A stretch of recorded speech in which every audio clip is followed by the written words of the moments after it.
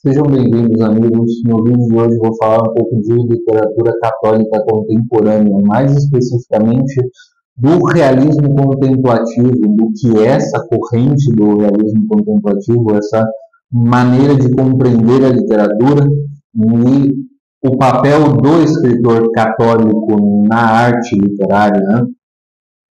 E para isso eu vou me valer sobretudo desse ensaio aqui do Joshua Wren, que é um autor contemporâneo. Ele é o editor da Wiseblood Books, ele é o responsável por publicar alguns autores novos, republicar outros antigos que estavam fora do mercado editorial. Ele, ao lado do James Matthew Wilson, é professor no mestrado no MFA de Literatura Católica.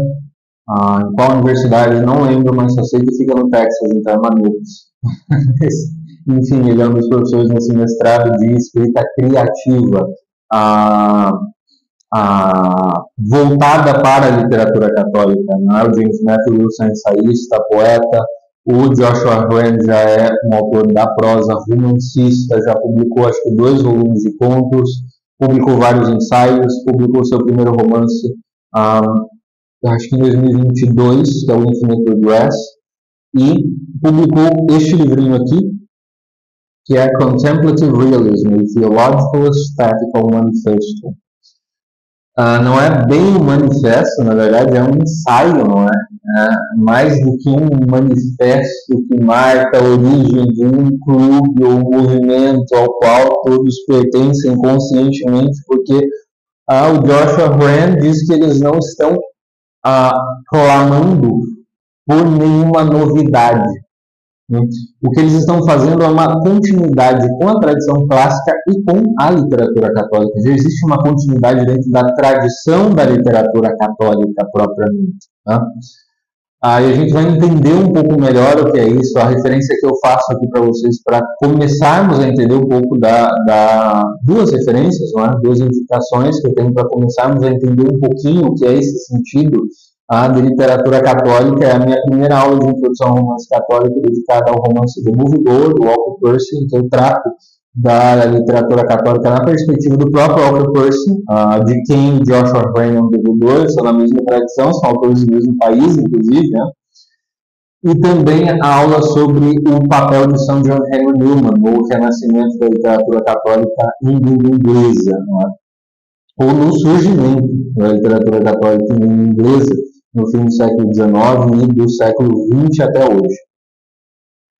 O romance é um gênero literário tipicamente moderno, não é? Mas a gente precisa lembrar que o primeiro romance, que é o Dom Quixote, foi escrito num país católico e por um autor católico, Miguel de Cervantes, na Espanha, dentro do século de ouro espanhol. Então foi aí que nasceu o primeiro romance. Como diz o William Marias, o Cervantes não tem continuadores diretos.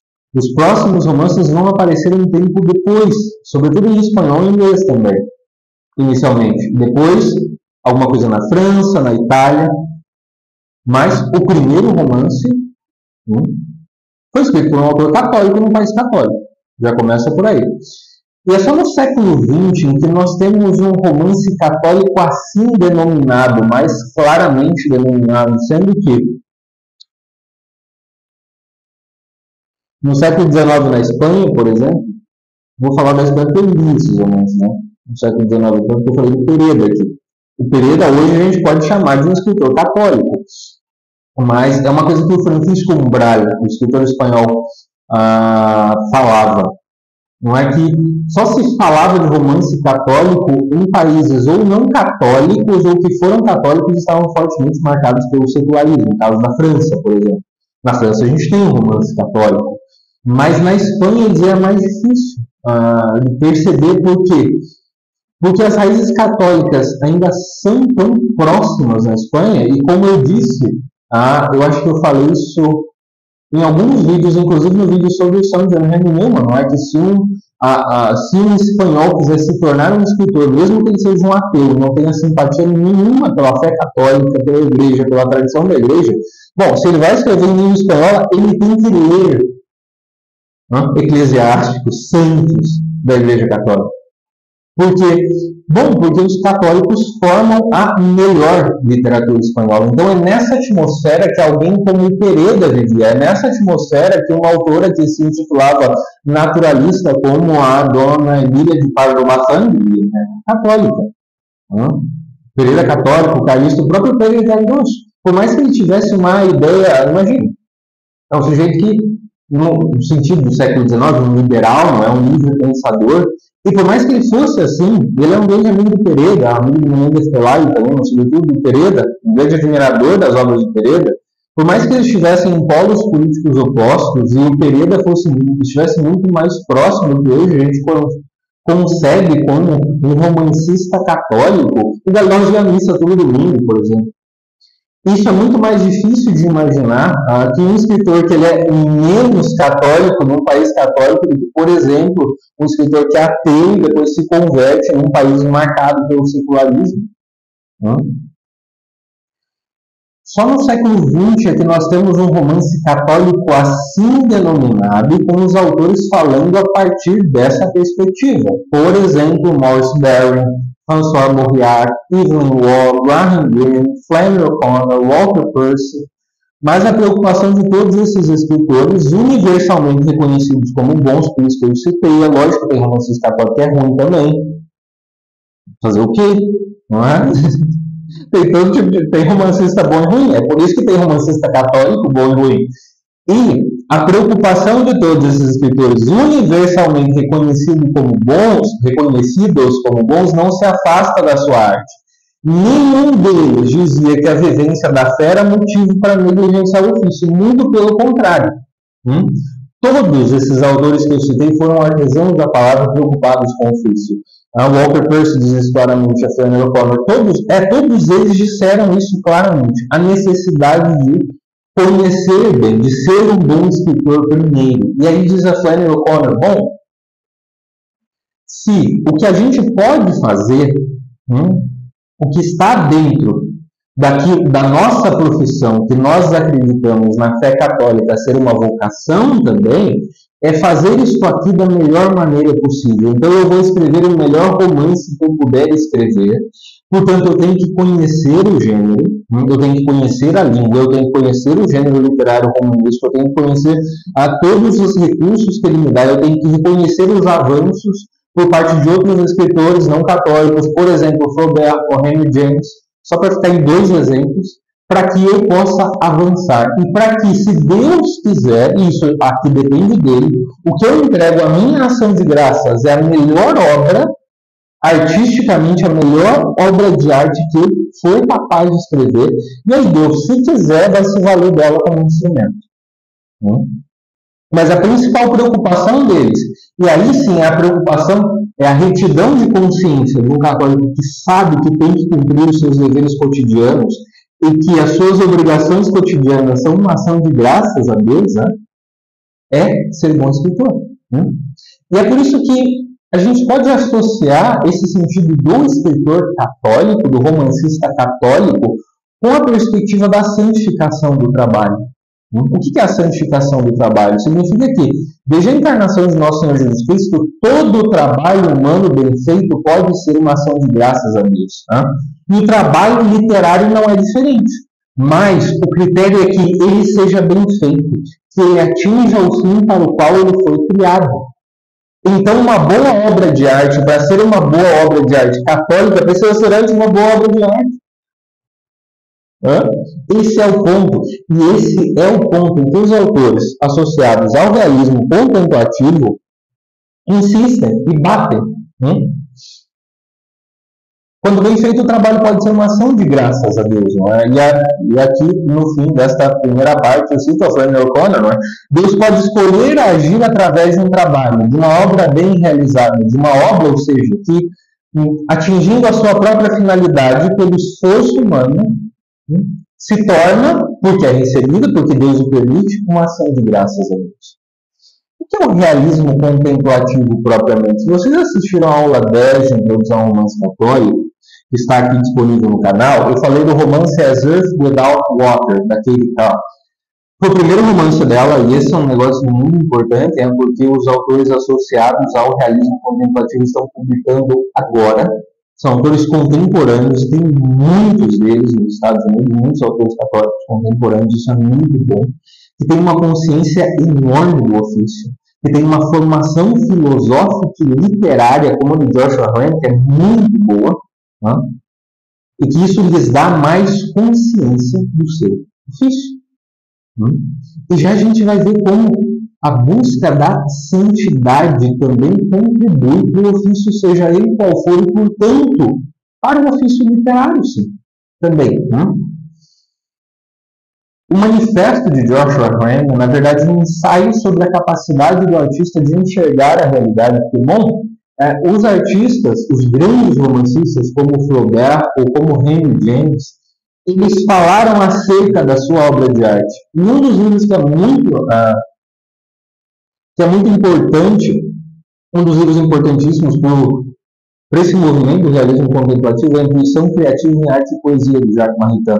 Eu acho que vou dedicar um vídeo a alguns desses livros fundacionais aí do realismo contemplativo, né? O Padre William Nietzsche, o Maritain, são figuras muito importantes para o realismo contemplativo e para a arte católica no século XX, para a literatura especialmente, mas no caso do Maritain, para todas as artes, não é? E eu lembro, além da Intuição Criativa em Arte e Poesia, que o Maritain fala do pintor, não? O pintor tem certa dificuldade de falar sobre o seu próprio ofício, embora ele consiga realizá-lo muito bem. E a gente supõe que o escritor, quanto melhor ele é, mais ele tem clareza quanto ao seu ofício ou quanto aos pressupostos filosóficos que enraizam o seu ofício, muitas vezes não é assim. Então a gente pode ter, por exemplo, grandes conquistas realistas no romance do Flaubert, conquistas que são integralmente abraçadas pelo realismo contemplativo, porque são conquistas, coisas boas, mas que, no entanto, quando o Flaubert, e aí deixando de ser um narrador e tentando ser um teórico, vai explicá-las, ele cai num mero materialismo. Quando a sua obra, e isso é muito mais importante, portanto é um mérito do Flaubert e não um demérito, quando a sua obra ela vai além do materialismo. Por mais que a justificativa que o Flaubert tivesse na consciência fosse essa, mas a fidelidade, o testemunho à realidade que ele quis dar foram tamanhos que acabaram indo para além da justificativa dele, meramente materialista. O realismo contemplativo, então, não é uma novidade, mas um resgate da perspectiva clássica de contemplação combinada com os avanços técnicos do romance, né? A contemplação, que é um dos modos de ação do ser humano. Né? É o modo de ação humano por excelência, é o mais perfeito deles. Contemplar é metaforicamente associado ao sentido da visão. Né? Por quê? Porque pela contemplação a gente intelige, a gente como que abraça todo aquele aspecto da realidade que a gente está vendo, mas vendo com a nossa inteligência. O realismo contemplativo não pretende ser uma perspectiva única, mas reconhecer a analogia do ser que já está presente em muitos autores anteriores, como o próprio Flaubert, por exemplo. Existe uma analogia do ser presente nos autores anteriores, na medida em que eles de fato tentaram ser fiéis, né, na concepção de uma obra de arte que imitasse em algum sentido a realidade, né, a estrutura da realidade. Não necessariamente os acontecimentos. Se a gente pensar no romance histórico, por exemplo, que em parte tenta recontar alguns acontecimentos, né? O autor tenta ter alguma fidelidade historiográfica ali a partir do que a historiografia alcançou nas pesquisas, mas ao mesmo tempo ele tem a liberdade de humanizar mais os personagens nas ações deles, não é? Como o Galdós fazia, por exemplo, nos episódios nacionais, não é? Ele pegava acontecimentos da história do século XIX, da Espanha, acontecimentos reais, e a partir desses acontecimentos ele inseria personagens fictícios e colocava também personagens da realidade histórica, mas os personagens em quem ele se concentrava, sobretudo para tratar da vida interior, não é? Dos acontecimentos biográficos deles, eram os personagens fictícios. Ele tentava associar as duas coisas. O realismo contemplativo, portanto, tem essa matriz aristotélica tomista. Ele reconhece a estabilidade da natureza e da natureza humana, que são ambas criaturas de Deus. Ele reconhece as faculdades humanas, o intelecto, a vontade e os apetites, e mostra dramaticamente que no ser humano há esses movimentos de atualização de potências ou até de regressões a impotências, né? Quando o ser humano deixa de ser quem ele foi chamado a ser pela ferida do pecado original. Veja, isso é intrinsecamente dramático, isso é intrinsecamente romanesco, né? Ou seja, é no reconhecimento dessa natureza humana, dessas faculdades humanas, de como muitas vezes elas se dissociam entre si pelo afastamento que tivemos da imagem e semelhança de Deus, com a nossa queda, pela nossa dificuldade de reconhecer o nosso único e verdadeiro bem. Bom, isso se torna ainda mais dramático para o ser humano. E é todo esse drama que o romancista vai registrar. Sem fazer um discurso acerca do pecado original, mas mostrando como o pecado original age na nossa vida. Dramaticamente. Isso é algo que, ainda que não tenha consciência, um escritor ateu, agnóstico pode fazer. Quando ele mostra os desejos insatisfeitos de um personagem, que o personagem os abraça e que, no entanto, permanece triste, permanece com uma nostalgia, que ele não sabe bem de onde vem, ou com uma culpa que ele não sabe bem de onde vem. Quando ele percebe que realizar os seus próprios caprichos não o satisfaz, e que, ao mesmo tempo, ele percebe na realidade um sentimento que o chama para algo mais para cima, e que depois o racionalista ou o ateu, ele pode dizer, não, isso aqui é só um sentimento, mas ele consegue registrar isso, ele consegue registrar esse movimento interior de nostalgia, mas não completamente. Por quê? Porque ele não tem essa raiz que o realismo contemplativo reivindica. Ao mesmo tempo que reivindica as conquistas técnicas do romance feitas por esses autores, que podem inclusive ser ateus. Diz o Joshua Rand, é um feito essencial do realismo contemplativo que o desejo de ver realmente não é satisfeito na sua totalidade, ou seja, o desejo que o ser humano tem de ver permanece incompleto. Então, o que o gênero literário do romance faz? Na verdade, ele mostra mais o mistério, ele mostra mais profundamente o mistério, e ele não tenta desvendar um enigma ou uma charada na realidade. Ele mostra que o desejo de ver completamente não é satisfeito neste mundo. E que justamente, vejam aqui o aparente paradoxo, justamente por ele não ser satisfeito na sua completude neste mundo, é que a gente olha para as coisas com maior atenção, com maior cuidado, que a gente vê mais do que elas têm a dar, porque elas estão remetendo para algo que é maior, no caso, para alguém que é maior do que elas. De novo, no realismo flaubertiano, a arte é maravilhosa, mas a justificativa é materialista.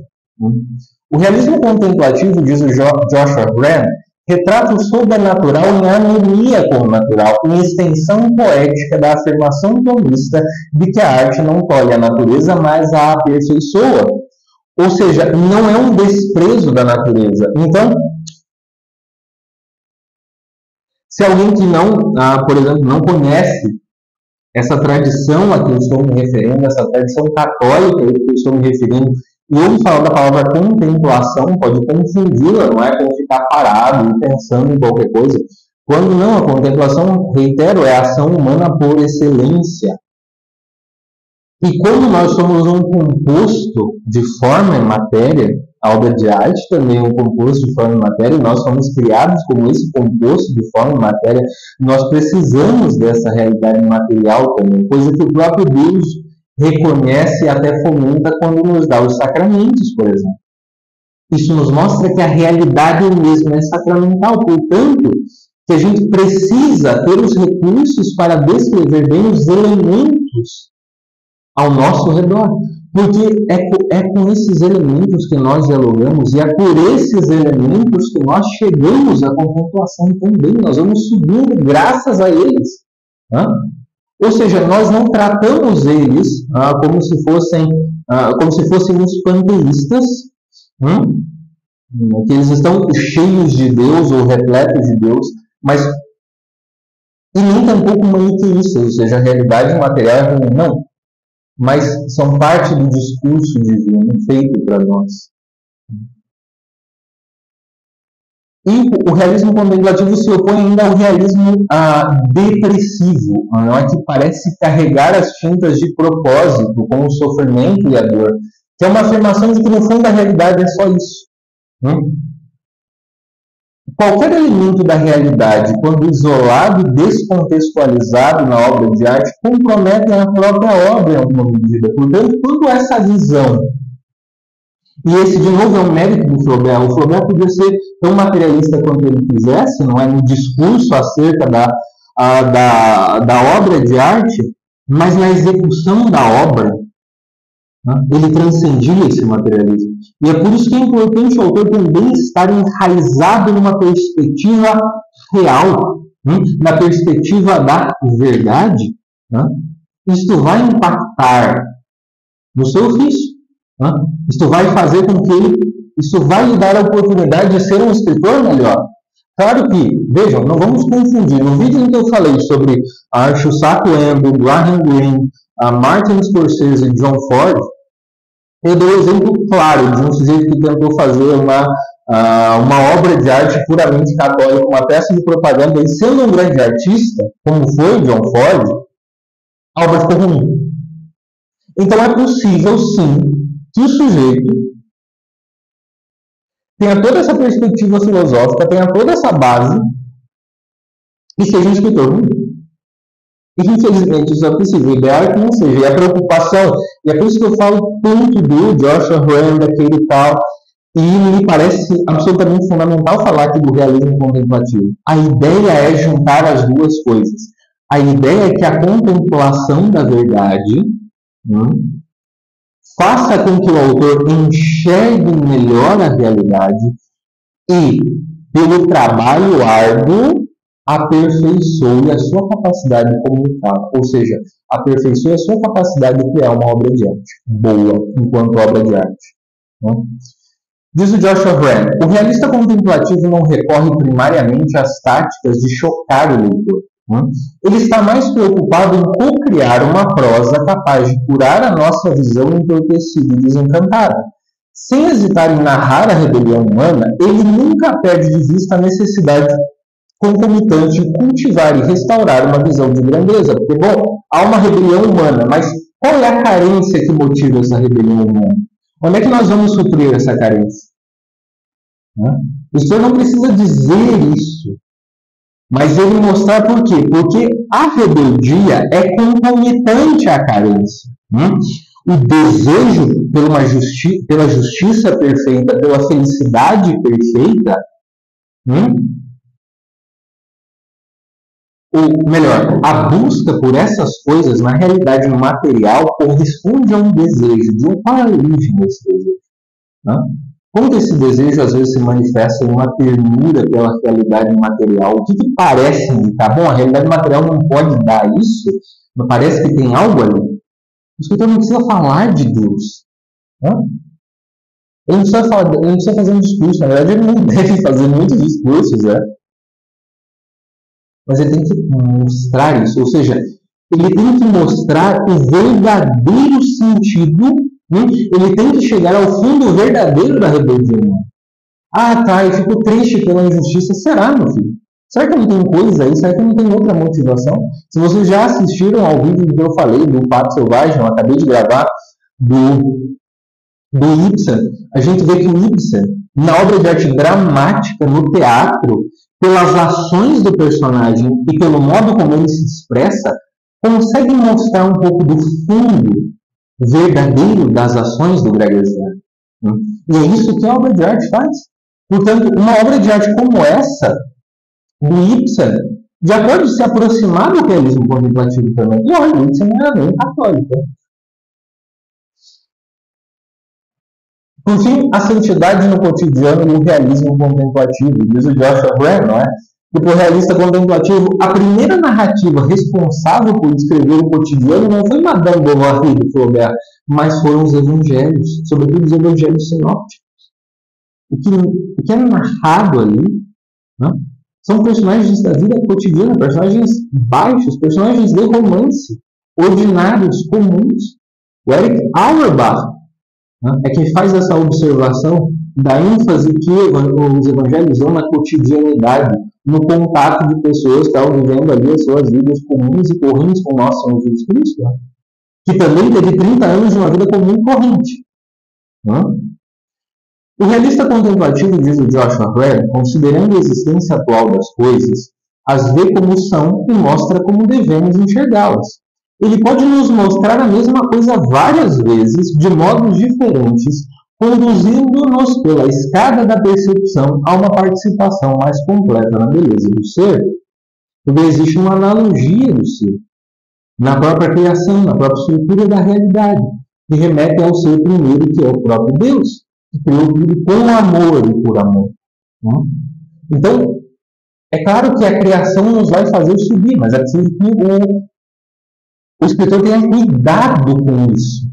Porque, vejam, ele só pode fazer isso através da obra de arte, e não de um discurso, para não perverter a obra de arte. Então, por mais que ele esteja inserido nessa perspectiva real, o reconhecimento de que Deus é o nosso Criador, da analogia do ser, ele pode, com tudo isso na cabeça, ser um péssimo escritor. E, portanto, se ele queria aproximar as pessoas de Deus, é capaz de ele afastar as pessoas de Deus. Né? Veja, independente da intenção dele ser boa, independente da formação filosófica dele ser boa. Porque se ele é um romancista, ele tem que ser um bom romancista. Né? As partes da criação podem ter significados diferentes a depender da circunstância narrada. E aqui, Joshua Webb reivindica os 4 sentidos de interpretação da Sagrada Escritura, tal como o Dante fez na carta ao Cangrande. Né? A minha obra pode ser interpretada de modo semelhante aos sentidos de interpretação da Sagrada Escritura, literal e espiritual. O espiritual, por sua vez, tem 3 sentidos. Só que isso não está no texto todo, e isso não precisa estar no texto todo. O realismo contemplativo, diz o Joshua Webb, abraça os benefícios advindos da insistência do realista na dignidade, na relação de causa e consequência da vida cotidiana. Portanto, a vida cotidiana é absolutamente essencial para o romancista, porque a vida cotidiana, com a sua repetição, com a sua ordinariedade, que é a matéria do romance. Né? Por que? Bom, porque é uma matéria parecida com a matéria narrada nos evangelhos também. Né? E é por isso que o Walker Percy vai dizer, como eu já repeti algumas outras vezes, como eu falei na primeira aula dele de Introdução ao Romance Católico, a encarnação também deu origem ao romance. A encarnação de Nosso Senhor Jesus Cristo também deu origem ao gênero literário romanesco. O realista contemplativo apresenta o véu do mistério, dramatiza o mistério, e não tenta desvendá-lo. E o mal também é um mistério. As representações de mera violência são artisticamente fracas, e vocês podem colocar qualquer coisa que exagere qualquer aspecto da natureza humana. Isso é artisticamente ruim. Por quê? Porque elas não nos levam ao que é o mal realmente. Elas não nos levam ao fundo da perversidade. Por exemplo, os demônios de Dostoiévski e a figura demoníaca do Stavrogen. O Dostoiévski consegue fazer as duas coisas. Ele nos conta as perversidades que o Stavrogen fez e, ao mesmo tempo, nos mostra a origem delas. Lembram daquela confissão, a falsa confissão que ele faz com o bispo Tikhon? E, ao mesmo tempo, as cenas de estupro, de humilhação, todas as piores coisas que o Stavrogen faz, veja, do nível. E aqui é a combinação, forma e matéria de que o ser humano é.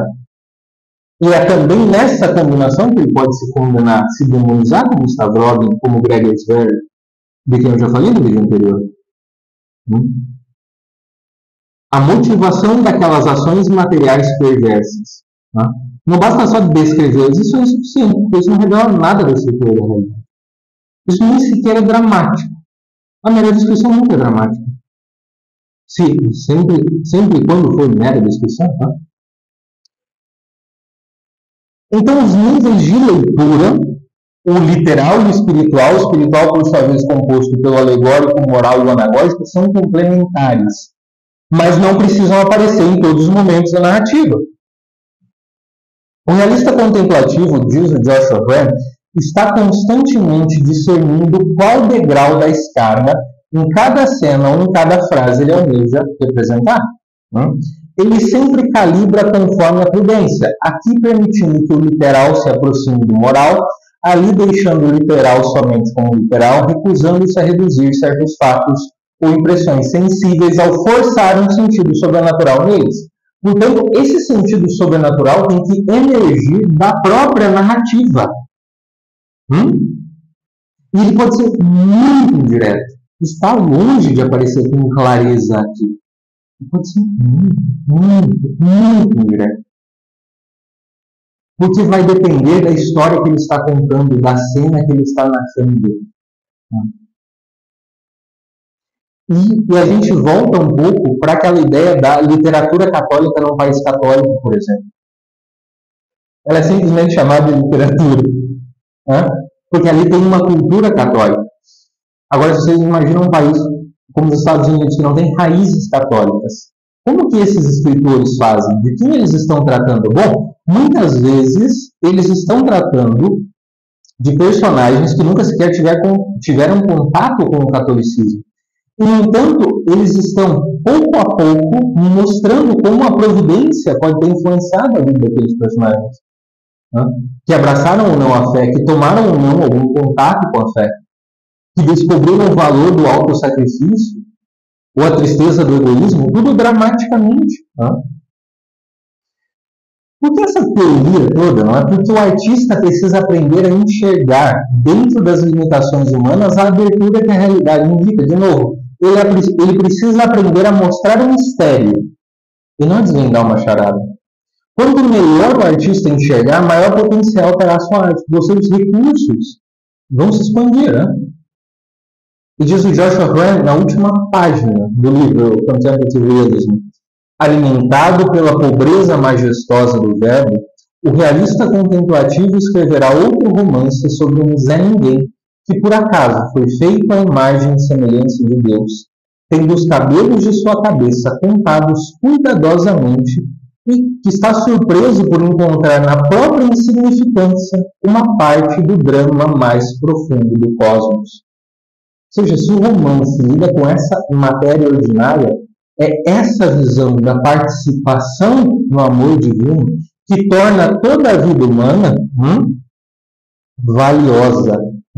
Todos os vasos de afeto humano passados ao longo das tradições, usando a expressão da George Eliot, valiosos. E essa preocupação pelas figuras ordinárias, que tinham Henry James, por exemplo. Por quê? Porque essas figuras ordinárias eram altamente dramáticas. E percebam como o realismo contemplativo valoriza tudo isso, só que vai mais fundo nessa justificativa. Portanto, essa visão, ela tem que ser, e ela existe para ser, capaz de aumentar a capacidade do escritor de enxergar e de expressar o que ele enxerga através e só através da forma artística. E para leitores como nós, por exemplo, isso aqui é uma ferramenta muito boa para que a gente consiga perceber melhor os diferentes níveis no romance. Seja um romance católico ou não, seja de um autor católico ou não. E é nesse sentido que Sally Thomas, Katie Powell, Joshua Graham, Christopher Berra, Kirsten Dalglish-Quaid, o próprio Michael D. O'Brien, o próprio Glenn Arbor, que são de gerações anteriores, Sally Thomas tem publicado. Claro que eu deixei vários nomes de fora, que agora estou me lembrando do Jonathan Geltner, autor de Absolute Music. Eu estou tentando lembrar o nome de um outro autor que escreveu também sobre o René Girard, romancista, contemporâneo. Estou tentando lembrar, não estou conseguindo agora. Caramba, ele escreveu um ensaio agora, há poucos anos, coisa de 2 anos, em resposta ao antigo ensaio do Dana Joy, The Catholic Writer Today, America Today, que o Dana Joy escreveu antes do ressurgimento, do aparecimento de todos esses autores, A própria Catholic Imagination Conference, que acontece todos os anos nos Estados Unidos, que reúne diversos artistas, né, diferentes, são uma tentativa de responder, uma tentativa de conhecer melhor as obras de arte, de valorizar todas as boas obras de arte, né, mesmo que não sejam católicas. Eu estou tentando lembrar agora o nome, inclusive, do filho do professor Grant Arbery. O professor Grant Arbery também é um romancista, não é o diretor do Wyoming Catholic College, falando John Singer. O filho dele é um dramaturgo, e um dramaturgo famoso e reconhecido nos Estados Unidos, premiado nos mais diversos círculos, e é um escritor católico, né? É um dramaturgo católico. E é nesse sentido que o artista tem que ser valorizado porque é bom enquanto artista. Então, uma editora, por exemplo, como Iceberg Books, não vai publicar apenas autores católicos. Vai publicar autores católicos, sim, com certeza, mas vai publicar todos os autores bons. E essa é a ideia. Né? Porque todos os autores bons, pelo potencial que a obra de arte tem, vão nos levar a um aspecto mais profundo da realidade. Né? Sempre e quando, repito, seja uma boa obra de arte. Pois bem, é isso, meus amigos, que eu tinha para dizer sobre o realismo contemplativo e a literatura católica contemporânea. Eu espero que vocês tenham gostado do vídeo, que eles tenham ajudado de alguma forma, e até o próximo vídeo.